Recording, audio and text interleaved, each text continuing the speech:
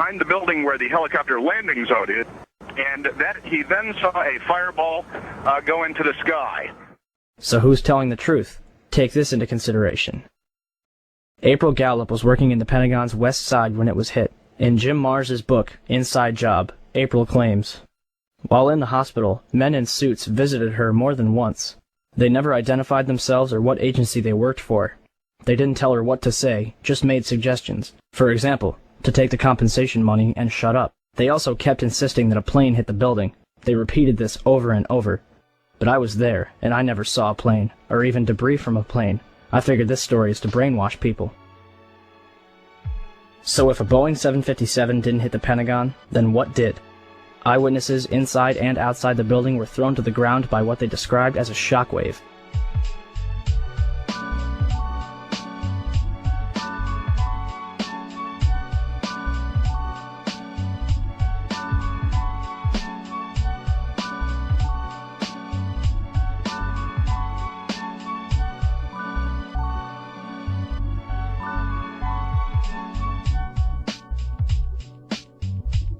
Even the Sheraton Hotel, 1.6 miles away, was rocked by the blast. A number of military personnel at the Pentagon specifically mentioned smelling cordite.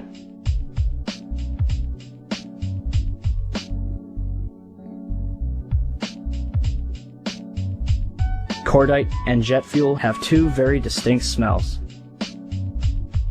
Cordite is a compound used in ammunition which is comprised of nitroguanidine, nitrocellulose, and nitroglycerin. It is cool burning, produces little smoke and no flash, but produces a strong detonation wave. And eyewitnesses described a bright, silvery flash. Jet fuel combustion, i.e., the planes that struck the Twin Towers, is bright yellow at best. Watch this.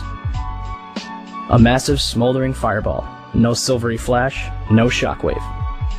And at the Pentagon, a tiny, bright, silvery flash, which shakes nearby buildings.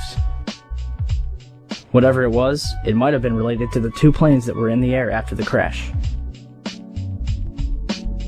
The first one was uniformly identified as a C-130.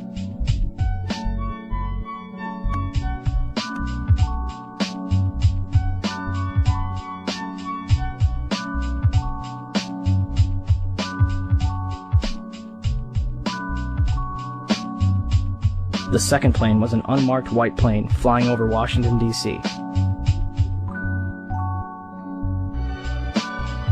Aaron, I'm standing in Lafayette Park directly across from the White House, perhaps about 200 yards from the White House residence itself.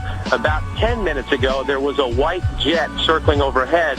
Now, you generally don't see planes in the area over the White House. That is restricted airspace. No reason to believe that this jet was there for any nefarious purposes, but the Secret Service was very concerned, pointing up at the jet in the sky. It is out of sight now, best we can tell. At 9:25, Jane Garvey, the head of the FAA, initiated a national ground stop, which prevents further takeoffs and requires all planes in the air to land. The order, which hasn't been implemented since 1903, applied to almost every single kind of plane, civilian, military, or law enforcement. Certain military flights were allowed to fly during this time, but the FAA isn't talking. Why were these two planes allowed in the air when everyone else had to land? And finally, why did people keep reporting a second explosion at the Pentagon? Well, I can't tell you about that, but I was just here in front of the Capitol, which, by the way, has been evacuated, and back toward the Supreme Court area, we just heard a low, muffled thud. It sounded like a small explosion. There have been unconfirmed reports of second explosions here at the Pentagon. We have not confirmed that, but again, the counterintelligence sources can... Where did this fireball come from?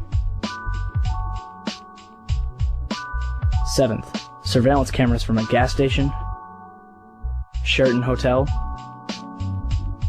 and the Virginia Department of Transportation captured the entire thing. However, the FBI was there within minutes to confiscate the tapes, including a warning for the employees not to discuss what they had seen. If the government wishes to prove once and for all that Flight 77 hit the Pentagon, all they would have to do is release one of those tapes. Instead, they released 5 frames from a camera across the heliport, even though none of them show a 757.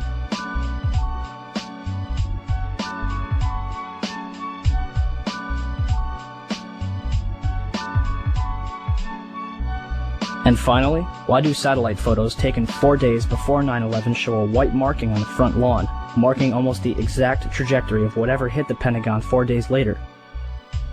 And is it merely a coincidence that the Pentagon was hit in the only section that was renovated to withstand that very same kind of attack? And that Donald Rumsfeld was safe in his office on the opposite end of the building? If the government has nothing to hide, why are they so afraid to answer a few questions or release a few videos?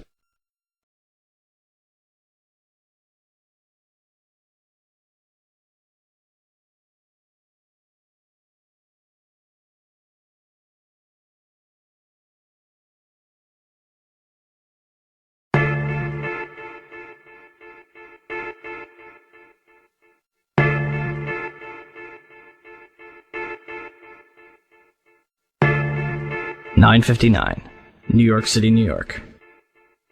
The South Tower of the World Trade Center collapses to the ground in approximately 10 seconds. 29 minutes later, the North Tower follows suit, collapsing in approximately 10 seconds. Later that evening at 5:20, World Trade Center 7, a 47-story office building 300 feet away from the North Tower, suddenly collapses. The building's tenants included the CIA, Department of Defense, IRS, Secret Service, and Rudy Giuliani's emergency bunker. And the SEC was using it to store 3,000 to 4,000 files related to numerous Wall Street investigations. Although every single building surrounding Building 7 stood intact, it fell straight down into a convenient little pile in 6 seconds. Official explanation? Falling debris from the Twin Towers created an internal fire, which ignited several fuel tanks inside the building. If this is true, then it would be the third building in history to collapse because of a fire. The first two would be the Twin Towers. On July 28, 1945, a B-52 bomber lost in the fog crashed into the 79th floor of the Empire State Building. 14 people dead, $1 million in damage.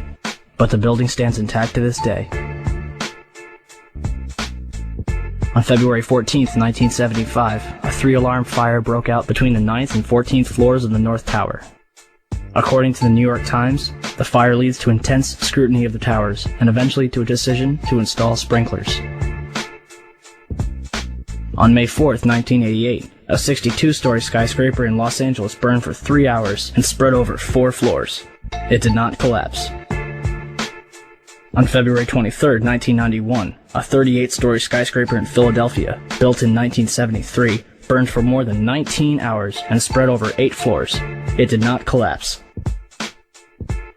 On October 17, 2004, a 56-story skyscraper in Venezuela, built in 1976, burned for over 17 hours and spread over 26 floors, eventually reaching the roof. Guess what? It did not collapse. On February 12, 2005, the Windsor Building in Madrid, a 32-story tower framed in steel-reinforced concrete, burned for almost 24 hours, completely eradicating the upper 10 stories of the building.